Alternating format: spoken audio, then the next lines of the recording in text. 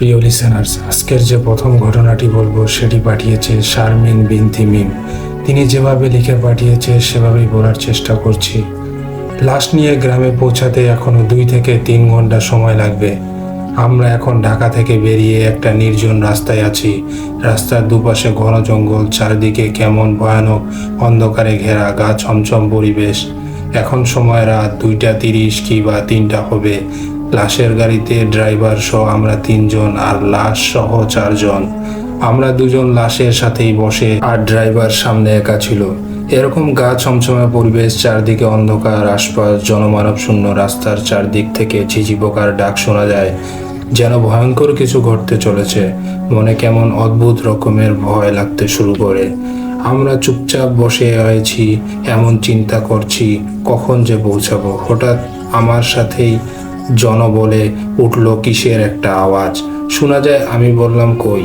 ও বলছে আমি শুনেছি, আওয়াজটা এখনো হচ্ছে। ড্রাইভারকে বললাম, উনি নাকি শুনেন নাই। মানি আমাদের 3 জনের মধ্যে শুধুই শুনেছে। তো আমার বললাম এটা ওর মনের ভুল। তো আমরা আবার চুপচাপ চলতে থাকি আমাদের গন্তব্যের দিকে।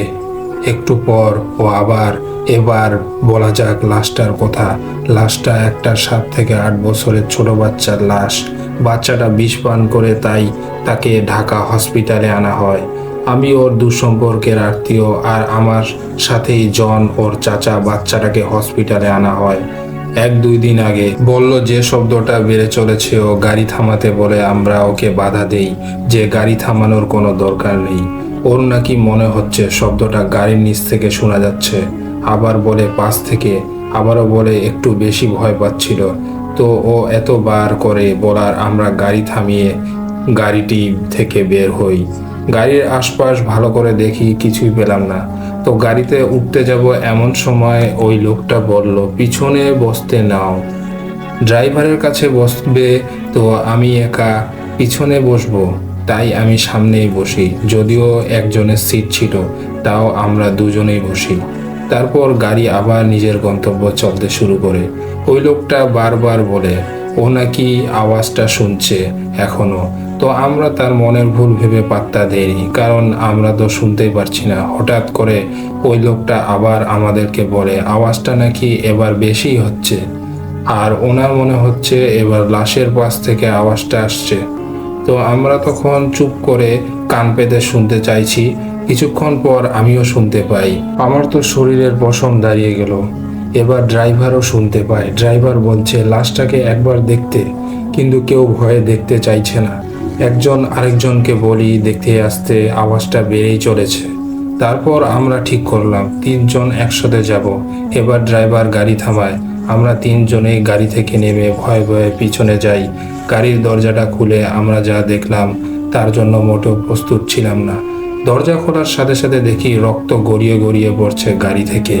আমরা তো অবাক, রক্ত আসলো কোথা থেকে? লাশের কাছে যেতেই কেউ চাইছে না, ভয়ে কিন্তু কোনো উপায় নাই পেয়ে আমাকেই যেতে হলো। ওরা আমার পাশে ছিল, তো আমি ভয়ে ভয়ে গিয়ে লাশের ওপর থেকে কাপড়টা সরাতেই যা দেখলাম, অজ্ঞান হয়ে যাওয়ার মতো অবস্থা আমার। দেখলাম বাচ্চাটার অর্ধেক শরীর কিছু একটা খেয়ে ফেলছে। অদৃশ্য কিছু একটা কড়মড় করে খেয়েই চলেছে। এ দৃশ্য দেখে প্রথম লোকটা, যে প্রথমে শব্দটা শুনেছে, অজ্ঞান, উনাকে বললাম এখন অজ্ঞান হওয়ার সময় না, আগে ওকে এখান থেকে পালানো যাক। আমরা 2 জন কোনো রকমে উনাকে নিয়ে এখান থেকে পালিয়ে কিছু দূরে গিয়ে একটা মসজিদ দেখতে পাই।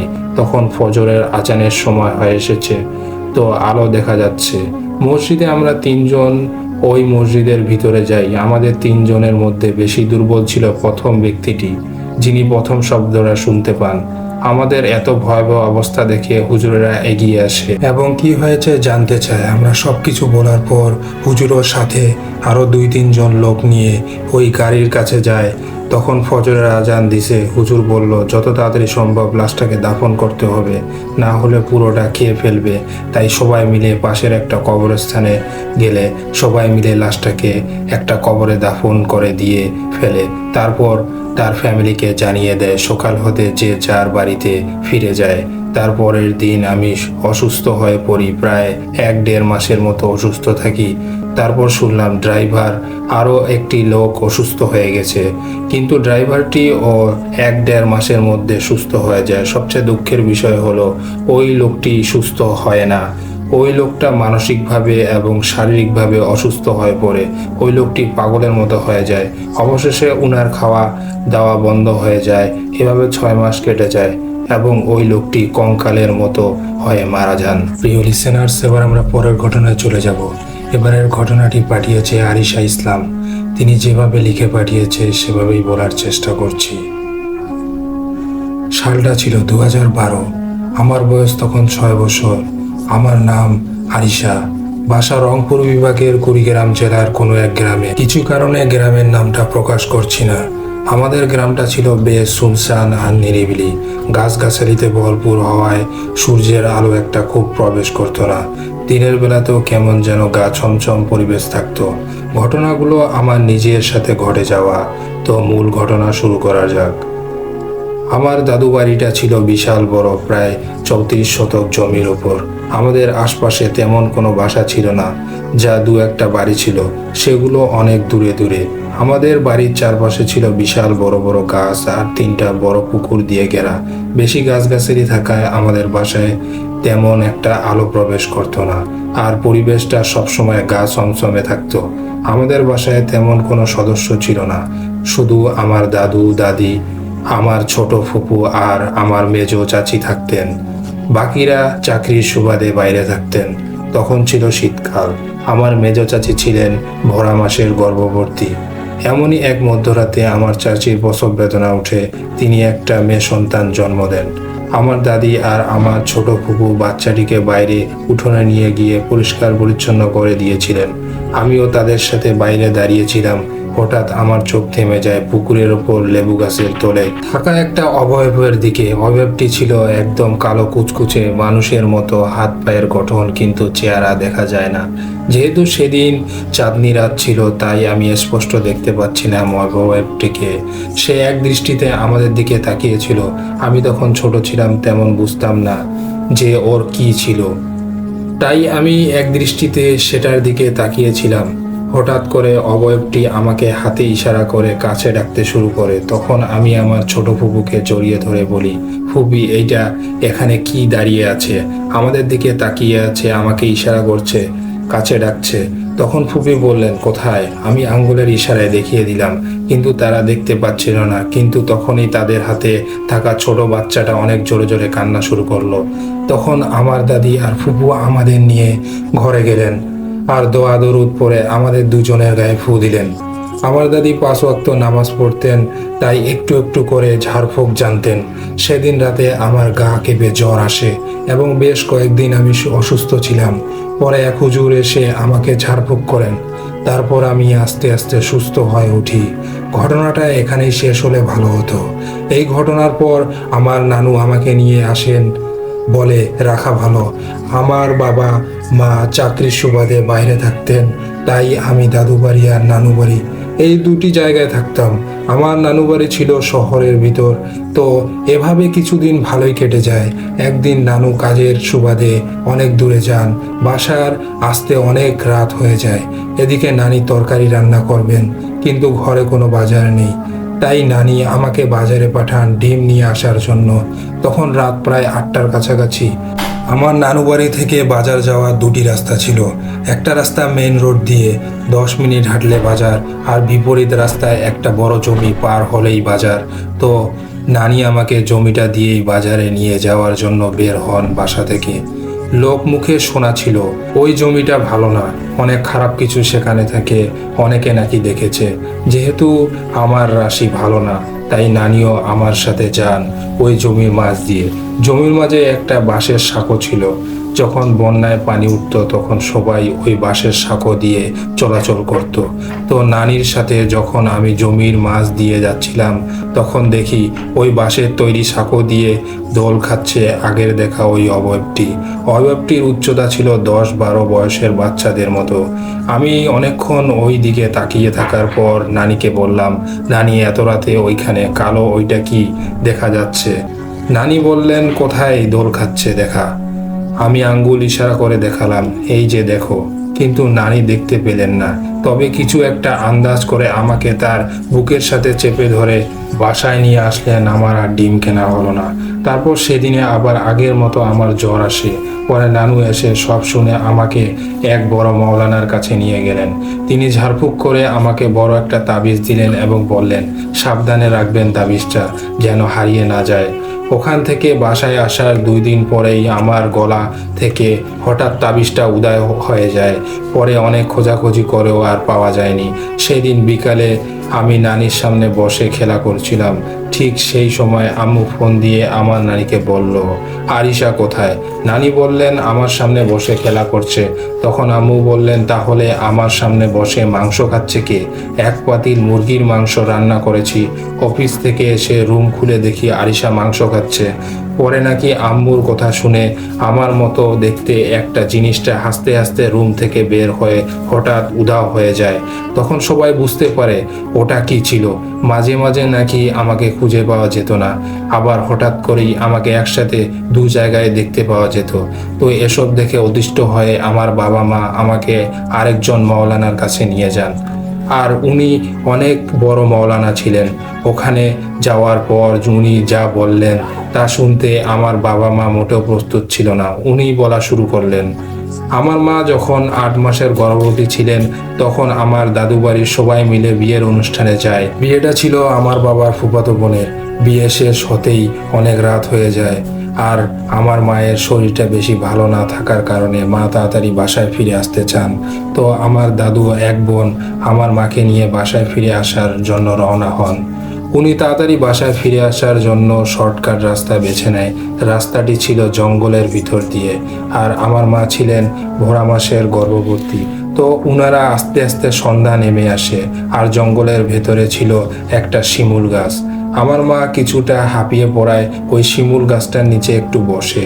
ওইখান থেকে নজর পড়ে আমার ওপর, আর সেদিন থেকেই এটা আমার সঙ্গী হয়ে যায়। মূলত ওইটা ছিল একটা জিনের বাচ্চা, যার বয়স ছিল প্রায় 119 বছর। আমি পেটে থাকা অবস্থায় সে আমার সঙ্গী হয় এবং একটা বন্ধুর মতো সবসময় আমার সাথেই থাকতো। আমার মনে আছে আমি ছোটবেলায় একটা বাচ্চার সাথে খেলতাম যে হঠাৎ করেই উধাও হয়ে যেত। আমার দাদুর আদা বাগান ছিল, সেখানে আমি একটা বাচ্চার সাথে খেলতাম, কিন্তু কেউ আসলে দেখতো আমি একাই খেলছি। সে হঠাৎ উধাও হয়ে যেত। সে নাকি বিভিন্ন সময় বিভিন্ন রূপ নিয়ে আসতো, এমনকি সে আমাকে পড়াতো। সে নাকি অনেক জ্ঞানী ছিল। ওই হুজুর জানায় ওই জিনকে কেউ ছাড়াতে পারবে না। ওই জিনটা ভালো, আমার সাথে নাকি ভাই বোনের মতো থাকতো। ওই হুজুর আরো বলেন, যখন আমার 12 বছর বয়স হবে তখন নাকি সে নিজেই চলে যাবে। সে মাঝে মাঝে নিজের রূপে আসতো। সে কারণে আমি ভয় পেয়ে মাঝে মাঝে অসুস্থ হয়ে পড়তাম। আর আমাকে যে একই সময়ে 2 জায়গায় দেখা যায় সেটা নাকি ওই জিনেই ছিল, যে আমার রূপ নিয়ে বিভিন্ন জায়গায় যেত। তাই আমাকে একই সাথে 2 জায়গায় দেখা যেত। তবে সে কখনো কারো ক্ষতি করেনি। আমার 12 বছর বয়স হবার পর থেকে তাকে আর কখনো দেখতে পাইনি। এখন কোনো তাবিজ বা ঝাড়ফুঁকের আশ্রয় নেইনি। এখন অনেক ভালো আছি। তবে আমার মনে হয় মাঝে মাঝে সে আমার কাছে আসে, তার উপস্থিতি অনুভব করি, কিন্তু সে আমার কোনো ক্ষতি করে না। প্রিয় লিসেনার্স, এবার আমরা পরের ঘটনায় চলে যাব। এবারের ঘটনাটি যিনি পাঠিয়েছেন তিনি তার নাম লিখেননি। তিনি যেভাবে লিখে পাঠিয়েছে সেভাবেই বলার চেষ্টা করছি। নিশি মিয়াকে আমি সেদিনের আগে কখনো দেখিনি। দেখেছি তা শুধু অনেক দিন আগে, হয়তো সময়ের হিসাবে সেটা কয়েক বছর গড়িয়ে গেছে। ঠিক মনে নেই কতদিন আগে। তবে তখন আমি ক্লাস 5-এ পড়ি। অনেক ছোট ছিলাম। গরমের ছুটিতে গেছিলাম আমার গ্রামের বাড়িতে। সেখানে কেউ থাকে না, আমরা শহরে থাকি। সেই জন্য মাঝে মাঝে আমার স্কুল ছুটি হলেই বাবা মা আমাকে নিয়ে ছুটে যান আমাদের বাড়িতে। আমাদের বাড়িটা বিশাল, বিশাল বলতে আক্ষরিক অর্থেই বিশাল, কিন্তু মানুষজন নেই বললেই চলে। আমার দাদার একমাত্র ছেলে আমার বাবা, আর আমি বাবার একমাত্র ছেলে। বাবা ব্যবসা দেখার জন্য শহরে চলে এসেছেন। সাথে আমার লেখাপড়া চিন্তা মাথায় ছিল না, সেই জন্য আমাকে শহরে নিয়ে এসে ভর্তি করিয়েছেন ভালো স্কুলে। কিন্তু বাবা গ্রামে কেয়ার টেকার রেখে সেখানকার সব কিছুর পরিচালনা করেন। মাসে মাসে গ্রাম থেকে আমাদের জন্য চাল ডাল আসে, আর আসে প্রতি মৌসুমে ফল ফলাদি। তবে কেয়ারটেকারে বেচারা অনেক বুড়ো ছিল, আর সেই সুবাদে আমাদের বড় পুকুরের পাড়ে জংলায় আস্তানা গেড়েছিল নিশি মিয়া। খানিকটা পাগল টাইপের ছিল বলে তাকে আর কেউ ঘাটায়নি। এমনকি আমার বাবা ও নিশি মিয়া বেশ ভালোই মতোই দেখাশোনার জন্য বলে দিয়েছিল কেয়ারটেকারকে। কেন বলেছিল সেটা আমি জানি না। সেদিন আমি বাড়িতে পৌঁছেই পাড়ার ছেলেদের সাথে মিলে খেলাধুলা করলাম। কিন্তু পরের দিন বাবা যেই ছিপ নিয়ে পুকুর পাড়ে গেলেন, আমিও পিছু পিছু আরেকটা ছিপ নিয়ে বাবার সাথে দূরে আরেকটা ঘাটে বসে পড়লাম। বাবা শহরে জীবনে ছিপ দিয়ে মাছ ধরতে পারেন না, তাই গ্রামে আসলেই বসে পড়েন বড় পুকুরের পাড়ের ধারে। আমি ও বাবা কাছেই মাছ ধরা শিখেছি, কিন্তু আমার ছিপে মাছ সহজেই আসে না। কি এক নেশা! এই নেশা সেই ক্লাস 3 থেকে আমাকে পেয়ে বসেছিল। মাঝে মাঝেই আমাকে নিয়ে বিভিন্ন লোকে মাছ ধরতে যেয়ে থাকে বাবা, কিন্তু গ্রামে আসলেই আমাকে না বলেই চলে যান মাছ ধরতে। আর আমি বাবার সাথে পাল্লা দিয়ে মাছ ধরার চেষ্টা করি। সেদিন ও আমি বসেছি মাছের আশায়, ছিপে কেঁচো লাগিয়ে বসে আছি তো বসেই আছি, কিন্তু মাছ আর আসে না। ইচ্ছে ছিল বাবা আগে আমার মাছ আসবে ছিপে, কিন্তু আসে না, বসেই আছি। আমিও বসে আছি, বাবাও বসে আছে। বাবা এভাবে বসলে একটা মাছও পাবি না। পেছন থেকে ভাঙা ভাঙা গলায় কেন যেন বলে উঠল। পিছনে তাকিয়ে আমি প্রচণ্ড ভয় পেয়ে গেলাম। আমার ছোট হৃৎপিণ্ড লাফাতে শুরু করলো পাগলের মতো। আমি বাবা বলে চিৎকার করতে ও ভুলে গেলাম। প্রায় লোকটা লাল রং আর একটা নেংটি পরা, সারা শরীরে আর কিছুই নেই। বিভিন্ন জায়গায় জায়গায় বড় বড় কিছু তাবিজ ঝুলছে, আর জট পাকানো চুল, দাড়ির ভেতর দুটো লাল চোখ। এই দেখে আমি ভয়ে কাঁপাকাঁপি শুরু করে দিলাম। লোকটা বলল, বাবা ভয় পাইছো? ভয় পাইও না, আমি তোমারে কিছু করুম না বলে বিকট চিৎকার করে একটা হাসি দিল সে ভাঙ্গা গলায়। আমার তৎক্ষণে কিছুটা সাহস ফিরে এসেছে। আমি জিজ্ঞাসা করলাম, কি নাম আপনার? আমার পাশে এসে ঘাটে এসে বসতে বললেন। আমারে সবাই নিশি মিয়া বলে ডাকে। এটা কেমন নাম? হা হা, এটার কোনো মানে নাই বলেই আমার দিকে হেসে হেসে তাকালো। আমার তৎক্ষণে মজা লাগতে শুরু করেছে, কারণ সে আমার পাশেই বসার সাথে সাথে আমি একটা মাছের টোপ গেলাপ পেয়েছি আমার হাতে, আর সাথে সাথে একটা মাছ পেলাম। আমার পাশে মাছটাকে রাখতে রাখতেই আমি খেয়াল করলাম লোকটার শরীর থেকে কেমন যেন মাছের গন্ধ বের হচ্ছে। পাত্তা দিলাম না, খানিকটা সরে এসে বসলাম, আর তার সাথে সাথে আরেকটা মাছ পেলাম আমি। আপনি কি করেন? মাছটাকে ছিপ থেকে খুলতে খুলতে জিজ্ঞাসা করলাম আমি।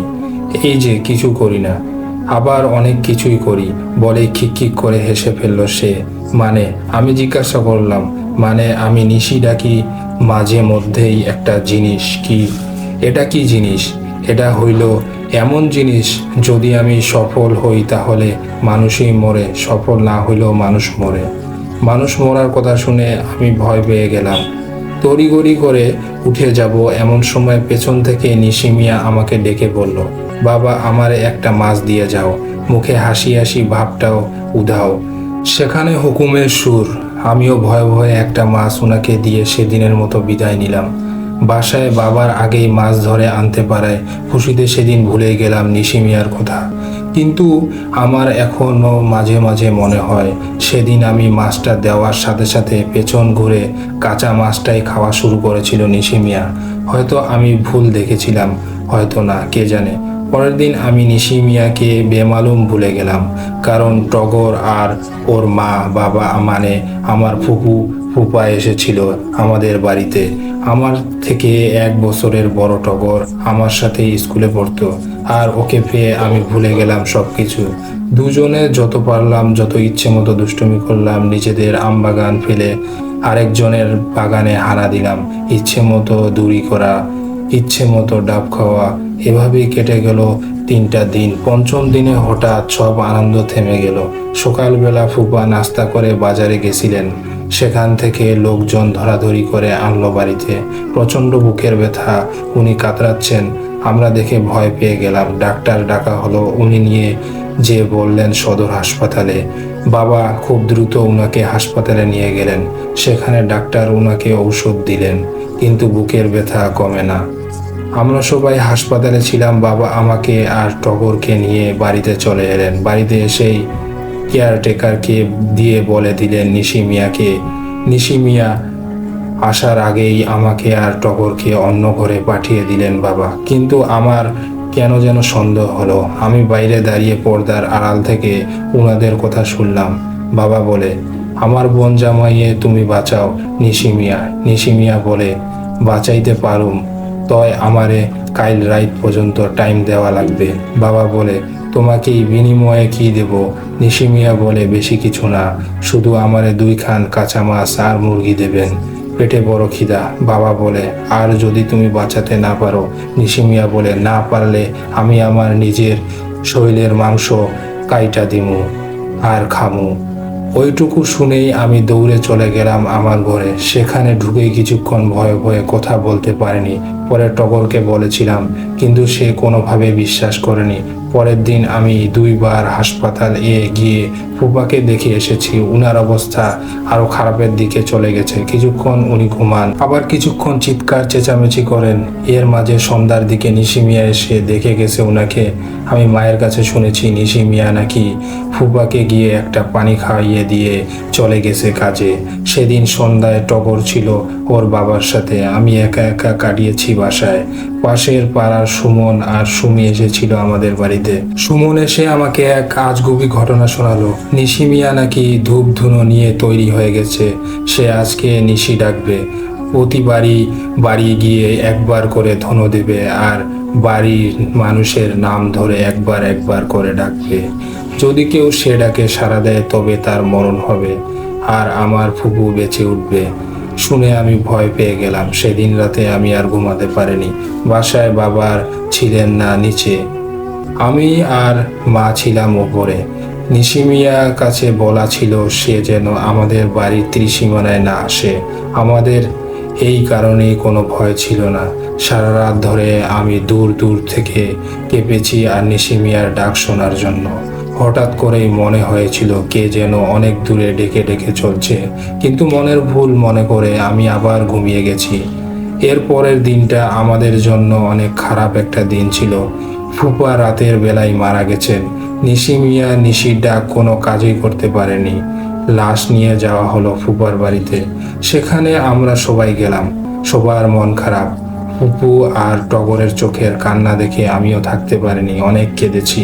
ফুপার দাফন সম্পূর্ণ করে সেদিন রাতে আমরা থেকে গেলাম ফুপুদের ঘরে। উনারা খুব একটা অবস্থা সম্পূর্ণ ছিলেন না। অনেক ছোট একটা কুঁড়ে ঘর ছিল উনাদের। ফুপাকে সেখানে কবর দেওয়া হয়েছে। এর থেকে সামান্য দূরে একটা ডোবা আছে। সেখানে উনাদের ঝুলন্ত পায়খানা ছিল আর সামনে একটুকু উঠোন। এই ছিল উনাদের বাড়ি।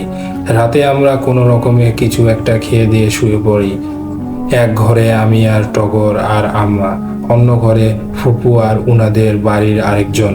আব্বা বাইরের ঘরে শুলেন আর ঘরের ভেতর এই সময় প্রস্রাব আসলে একটা পিতলের পাত্রে করতে হবে, এই অবস্থায় এমন করা হলো। কিন্তু হঠাৎ আমার প্রচণ্ড পায়খানা ধরলো। রাতের বেলা আমি আম্মাকে ডেকে তুলতে ভয় পেলাম। সারাদিন অনেক কেঁদে কেঁদে আম্মার মাত্র ঘুমিয়েছে মাত্র। আমি টগরকে ডেকে তুললাম, বললাম আমার সাথে যেন একটু বাইরের পায়খানার কাছেই যায়। টগর ল্যাম্প জ্বালিয়ে আমার সাথে আসলো। ভালোই আমি পায়খানা সেরে যেই বের হতে যাব, এমন সময় আমার পায়ের কাছে কিছু একটা টপ করে পড়ল। আমি কিছুটা হতচকিত হয়ে গেলাম। প্রথমে শিশির মনে করলেও পরে টগর আমার পায়ের কাছে ল্যাম্প ধরে দেখে লালচে কিছু একটা হবে। আমি আর টগর প্রায় একসাথে ওপরে তাকালাম। দেখি আমাদের ঠিক ওপরে কেউ একজন বসে আছে। সারা শরীরে কিছু নেই, মুখে সব দাড়ি আর গোঁফ। পা দুলিয়ে বসে বসে কিছু একটা খাচ্ছে। চেহারা দেখা যাচ্ছে না, শুধু দেখা যাচ্ছে চোখ দুটো, লালচে সাদা চোখ। দেখেই আমি চিনে ফেললাম ওকে। সে আর কেউ নয়, আমাদের নিশি মিয়া। কিন্তু সে এখানে কি করে? এই সব ভাবার আগেই দেখি নিশি মিয়া নিজের পেটে খানিকটা নিচের দিক থেকে এক টুকরো মাংস কেটে নিল। তারপর খচখচ করে কেটে কেটে খেতে বলল, খোকাবাবু, কথা দিয়েছিলাম রোগীকে বাঁচাতে না পারলে নিজের মাংস খামু। হের লাইগা তোমাগরে দেখাইয়া দেখাইয়া খাইতেছি বলেই ধারালো কিছু একটা দিয়ে নিজের রান থেকে খসখস করে এক টুকরো মাংস কেটে খেতে শুরু করলো। টপ টপ করে রক্ত পড়তে শুরু করলো, পড়ছে ঠিক আমার সামনেই। ভয়ে টগরের দিকে আমার তাকানোর সময় ছিল না, আমি সেখানে অজ্ঞান হয়ে পড়ে যাই। পরের দিন আমাদের দুইজনকে অজ্ঞান অবস্থায় আম্মা দেখতে পান। পরে আমাদের দুজনেইকেই হাসপাতালে ভর্তি করা হয়। পরে অনেক খোঁজ করে নিশি মিয়ার দেখা পাননি কেউ। আব্বা অনেক খোঁজাখুঁজি করেছিলেন, পাননি। ওর মাঝে আমিও বড় হয়ে যাই, অনেকগুলো বছর পার হয়ে যায়, আমিও ভুলে যাই নিশি মিয়ার কথা। এখন আমি মেডিকেল এর পড়া শেষ করে ইন্টার্নি হিসাবে জয়েন করেছি আমাদের গ্রামের পাশেই গ্রামে। সেখানে থাকতে হবে 1 বছর। এই 1 বছর গ্রামে থেকে গ্রামের মানুষদের সেবা করতে হবে। লেখাটা যখন লিখেছি তখন অনেক রাত, আমাবস্যা চলছে, আকাশে চাঁদ নেই, নেই কোনো মেঘ, চারদিকে ঘুটঘুটে অন্ধকার। আমি রাত জেগে পড়াশোনা করি, কিন্তু আজকে আমার মন কিছুটা বিক্ষিপ্ত। গ্রামের চেয়ারম্যান সাহেব এর অনেক শরীর খারাপ। আমি বেশ কিছু ট্রিটমেন্ট করেও উনাকে ভালো করতে পারিনি। উনার পরিবারের লোকজন বলাবলি করছিল অন্য ব্যবস্থা নেবে। উনার হার্টের কোনো একটা প্রবলেম, আমি নতুন বলে ধরতে পারছি না, তাই রাত জেগে পড়ছি। এমন সময় অনেক দূর থেকে কেউ একজনের মৃদু চিৎকার শোনা গেল। আমি পড়া ছেড়ে উঠে বাইরে বের হয়ে আসলাম, কাউকে দেখতে না পেয়ে ঘরে ঢুকে যাব এমন সময় অনেক দূর থেকে একটা আগুনের শিখা দেখতে পেলাম। আমার ঘর থেকে সোজা গাছপালা কম, তাই বেশ কিছু দূর পর্যন্ত দেখা যায়। দেখলাম একটা আগুনের শিখা এগিয়ে আসছে, কিছুটা আবার থামছে। প্রতিটি বাড়ির সামনে থেমে থেমে বাড়ির মানুষের নাম ধরে একবার করে ডেকে ডেকে এগিয়ে আসছে আমার দিকে। কিছুটা সামনে আসতেই আমি বেশ ভালোভাবেই দেখলাম লোকটাকে। মাথায় সেই বিশাল চুলের ঝাঁকড়া, মুখে বিশাল বিশাল গোফার দাড়ি, আর সেই ভয়ানক দুটো চোখ। একটু ভালো করে লক্ষ্য করেই দেখলাম সেই নিশি মিয়া আমার বাড়ির দিকেই আসছে। নাম ধরে ডেকে ডেকেই চলেছে মানুষকে। যেই সাড়া দেবে সেই বেঘরে প্রাণ হারাবে। আর একটু ভালোভাবে দেখতেই দেখি নিশি মিয়ার পেটে ঠিক নিচটায় কেমন যেন খাবলে খাওয়ানো, কেউ যেন কেটে নিয়ে গেছে সেই খানের মাংসগুলো। এই ছিল আমার ঘটনা। প্রিয় লিসেনার্স, এবার আমরা পরের ঘটনায় চলে যাব। এবারের শেষ ঘটনাটি পাঠিয়েছে মেহেদি জামান সুফল। তিনি যেভাবে লিখে পাঠিয়েছে সেভাবে বলার চেষ্টা করছি। বগুড়ায় আমাদের বেসরকারি পলিটেকনিক কলেজের হোস্টেলটা কলেজ থেকে প্রায় 1.5 কিলোমিটার দক্ষিণে তেঁতুলতলা এলাকায় অবস্থিত। 70-এর দশকে তৈরি তেঁতুলতলা এলাকা অবস্থিত 5তলা বিল্ডিংকে হোস্টেল হিসেবে ভাড়া নিয়ে ছাত্রদের থাকার ব্যবস্থা করে দিয়েছে কলেজ কর্তৃপক্ষ।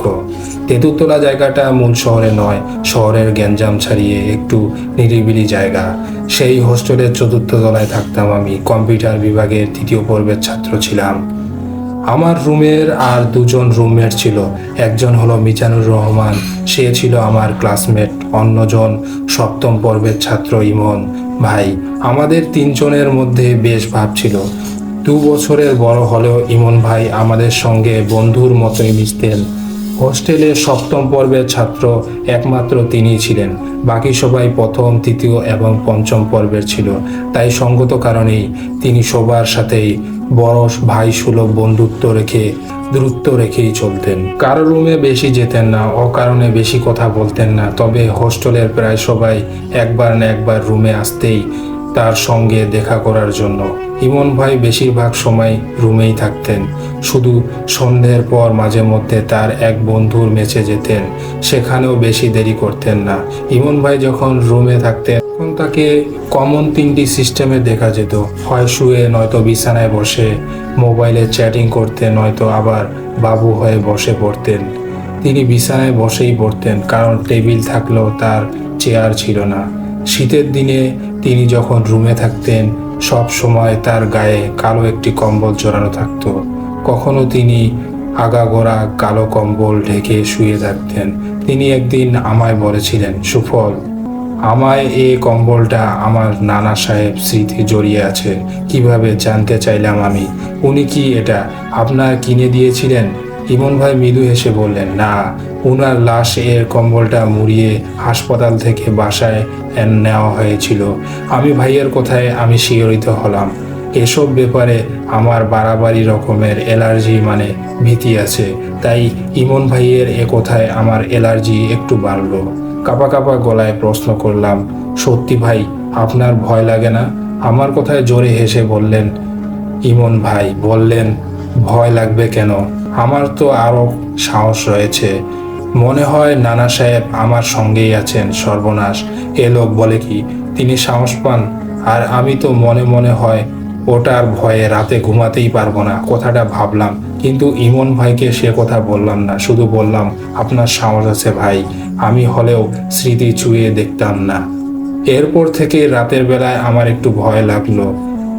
পার্থপক্ষে এই কম্বলের দিকে তাকালাম না। এমনকি ইমন ভাই যখন ওটা গায়ে জড়িয়ে থাকতেন তখন তার কাছ থেকে সম্ভবত দূরত্ব রেখে চলতাম। এক সময় এ ভয়টা কেটে যায়। মূল ভয়টা এর কয়েকদিন পর পাই। ওই ঘটনায় আমি কখনো ভুলতে পারবো না। যতবারই এই ভয়ঙ্কর দৃশ্যগুলো মনে পড়ে ততবারই গা শিউরে ওঠে। ঘটনাটির জন্য অবশ্য ইমন ভাই বা কম্বল কোনোটিই দায়ী নয়। যদিও ইমন ভাইয়ের রূপ ধরেই এসেছিল সেই প্রেতাত্মাটা, আর ওটার হাত থেকে ইমন ভাইয়ের নানা সাহেব স্মৃতি বিজড়িত কম্বলটাই আমায় বাঁচিয়েছিল। সেই ঘটনায় বলছি, সেদিন ছিল শনিবার। মিজানুর রহমান বাড়ি চলে গিয়েছিল। রুমে ছিলাম আমি আর ইমন ভাই। বিকেলেই আমি একটি নতুন সিম কিনে নিয়ে এসে রুমে ঢুকে দেখি ইমন ভাই কাপড় পাল্টাচ্ছে। তো কোথায় যাচ্ছেন জিজ্ঞাসা করায় বললেন, আরিফিনের মেসে যাচ্ছি, তুমি রুমে থেকো, আমি সন্ধ্যার পরেই ফিরবো। নতুন সিম কেনার কথা বললাম ওকে। উনি বললেন, তাই নাকি, তাহলে এসে নতুন নাম্বারটা নেওয়া যাবে। এই বলে দরজার দিকে এগোতে লাগলেন ইমন ভাই। ওকে আসছি। তিনি চলে গেলেন।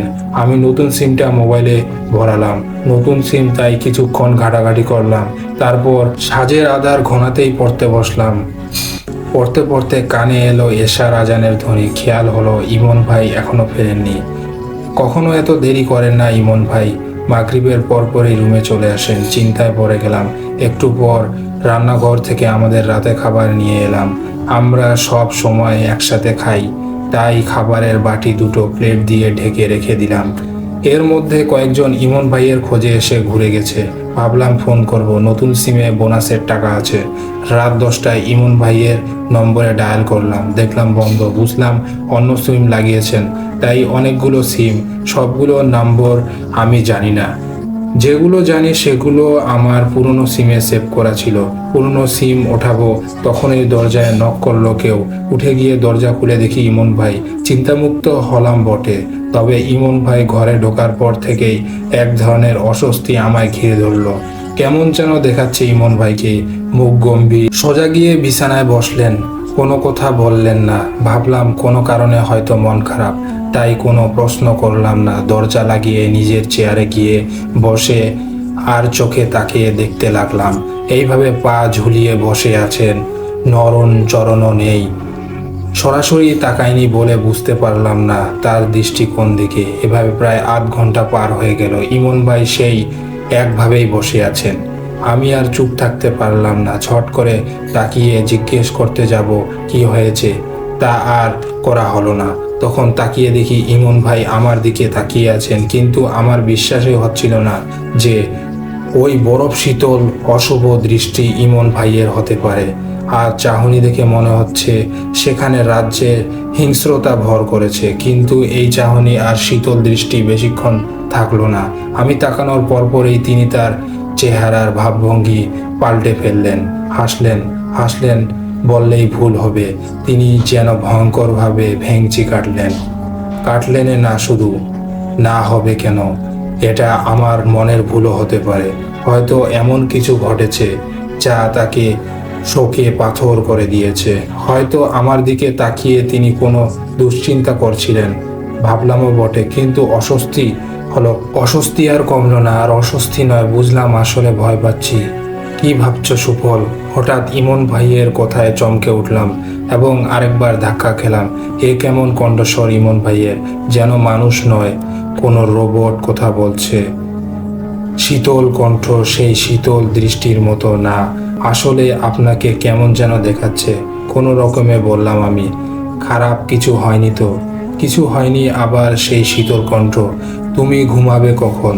এই তো আর একটু পরেই। কথাটা বললেই গলায় তেমন জোর পাচ্ছি না। ভাত খাবেন না ইমন ভাই? হ্যাঁ, ভাত খাবো। ভাতের কথা শুনে যেন চমকে উঠলেন ইমন ভাই।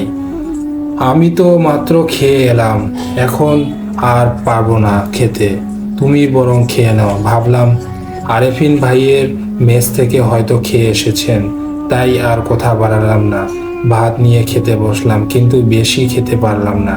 অল্প কিছু খেয়ে হাত ধুয়ে ফেললাম। তৎক্ষণে ইমন ভাই বিছানায় শুয়ে পড়েছেন। আমাকে বললেন, যখন শোবে তখন আলো নিভিয়ে শোবে। কিছুক্ষণ পর বাতি নিভিয়ে আমি শুয়ে পড়লাম। ও হ্যাঁ, আরেকটি কথা, ইমন ভাইয়ের হাতে একবারের জন্য মোবাইলটা দেখিনি। শুয়ে শুয়ে অনেক কিছু ভাবলাম, ঘুম আসছিল না কিছুতেই, শুধু নানা রকম দুশ্চিন্তা হচ্ছিল, সবই অবশ্য ইমন ভাইকে ঘিরে। এক সময় কখন যে ঘুমিয়ে পড়লাম, হঠাৎ ঘুম ভেঙে গেল। কটা বাজে দেখার জন্য মোবাইলটা হাতে নিলাম, দেখি 3:30 বাজে। সাধারণত এরকম সময়ে আমার ঘুম ভাঙে না। ভাবছিলাম কেন ঘুমটা ভাঙলো। তখন হাঁপানোর মতো শব্দ কানে এলো, যেন কেউ অনেকখানি রাস্তা দৌড়ে এসে হাঁপাচ্ছে।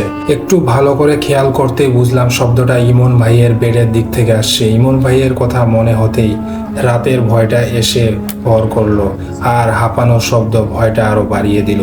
ঘর অন্ধকার, কিছু দেখা যাচ্ছিল না। মোবাইলের টর্চ জ্বালালাম। টর্চের আলো ইমন ভাইয়ের বিছানায় ফেলা মাত্র আমার অন্তরাত্মা খাঁচারাম হয়ে গেল। আমি কি দেখছি? হায় আল্লাহ, ওটা কোনো মানুষের রূপ হতে পারে না। এরকম ভাটার আগুনের মতো লাল চোখ, ভ্যাম্পায়ার মতো তীক্ষ্ণ শ্বাসতন্ত্র, আর সাপের মতো লিক লিক সরু জিহ্বা। একমাত্র কোনো শয়তানের হাতে পারে এটি আমি ভেবেছিলাম। সেই চেহারায় আমার দিকে তাকিয়ে আছে। কি বিভৎস দৃশ্য! আমি গলা ছেড়ে চিৎকার দিলাম। আওয়াজ বেরোলো না গলা দিয়ে, শুধু গোঙানির শব্দ হচ্ছে। বিছানা থেকে নামলো ওটা। গা থেকে বিচ্ছিরি মাংস পচা গন্ধ ছড়াচ্ছে। কালো রসম শরীর নিয়ে আমার দিকে এগিয়ে আসছে ওটা। মনে মনে দোয়া দরুদ পড়তে লাগলাম, আর ওটার দিকে প্রবল আতঙ্ক নিয়ে চেয়ে রইলাম। ওটা আর কাছে আসছে আরও। হঠাৎ যেন একটুর জন্য শক্তি ফিরে পেলাম। টেবিলের ওপর রাখা কাচের গ্লাসটা ওটাকে লক্ষ্য করে ছুঁড়ে মারলাম। কি আশ্চর্য! গ্লাসটা ওর শরীর ভেদ করে পেছনের দেওয়ালে সজোরে গিয়ে বাড়ি খেলো, গুঁড়ো গুঁড়ো হয়ে পড়ে গেল। পিশাচটা একেবারে আমার দিকে সামনে এসে দাঁড়িয়েছে। বিচ্ছিরি কটু গন্ধে আমার দম বন্ধ হওয়া জোগাড়। একবার মনে হলো বমি করে ফেলবো। ওর হাতে দুটো আমার গলার লক্ষ্য এগিয়ে আসছে। হাতে বড় বড় নখ। বুঝলাম ও আমার গলা টিপে ধরতে চাইছে। তীব্র আতঙ্ক নিয়ে পরিণতির অপেক্ষা করতে লাগলাম। হঠাৎ ইমন ভাইয়ের বেডে কিছু একটা নড়াচড়া করতে লক্ষ্য করলাম। এবার ভয়ের সাথে যোগ হলো বিস্ময়। দেখলাম ইমন ভাইয়ের কালো কম্বলটি নিজে নিজেই নড়ছে। এই তো, ওটা যেন হাওয়ায় উড়ে আসছে। পরের দৃশ্য দেখে আমি হতভম্বিত হয়ে গেলাম। কম্বলটি সেই পিশাচটাকে আষ্টে পিষ্টে পেঁচিয়ে ধরলো। কম্বলটা ওটাকে এমনভাবে পেঁচিয়ে ধরলো যে ওটা এখন আর দাঁড়াতেই পারলো না, মেঝেতে পড়ে গেল। এই সুযোগে আমি এক দৌড়ে দরজার কাছে চলে গেলাম। কোনো রকম দরজাটা খুলে পাশের রুমের দরজাটায় গিয়ে পাগলের মতো ধাক্কা দিতে লাগলাম। একটু পর দরজাটা খুলে দিল নাজমুল। ইতিমধ্যে দরজা ধাক্কানোর প্রবল শব্দে অনেকে বাইরে বেরিয়ে এসেছে। সবার একই প্রশ্ন, কি হয়েছে? আমার হৃৎপিণ্ড দমাদম লাফাচ্ছিল। মুখ দিয়ে কোনো কথা স্বর বের হচ্ছিল না। হাত দিয়ে ইশারা করে আমার রুমের দিকে দেখিয়ে দিলাম। সবাই কৌতূহলী হয়ে আমার রুমে ঢুকলো। পিছন পিছন আমিও ঢুকলাম। একজন বাতি জ্বালালো। দেখলাম ওটার আর কোনো অস্তিত্ব নেই, শুধু গ্লাসের ভাঙ্গা টুকরো আর কম্বলটা মেঝেতে পড়ে আছে।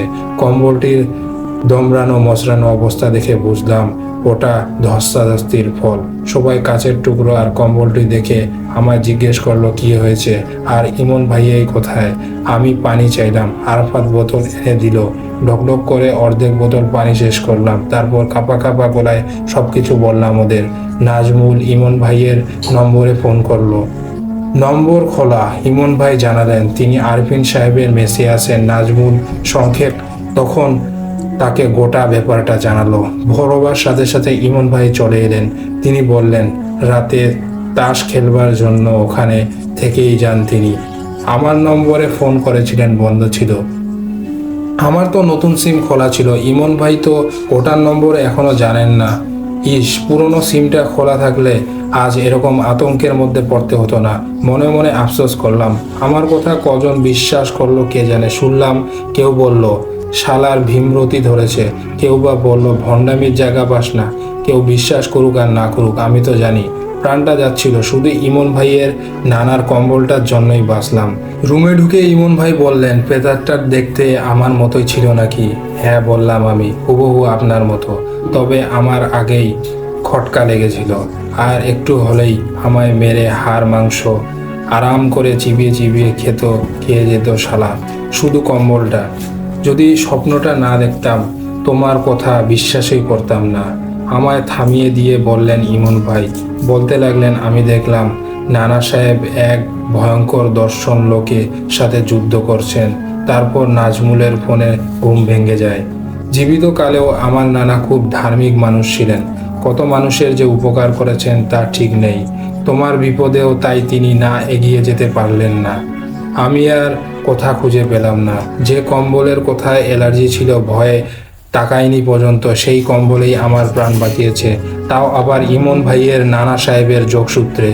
ইমন ভাইয়ের কথার জবাবে স্ফীতভাবে আমি শুধু দেখেই গেলাম তার দিকে আর ওই কম্বলটির দিকে। এই ছিল আমার ঘটনা।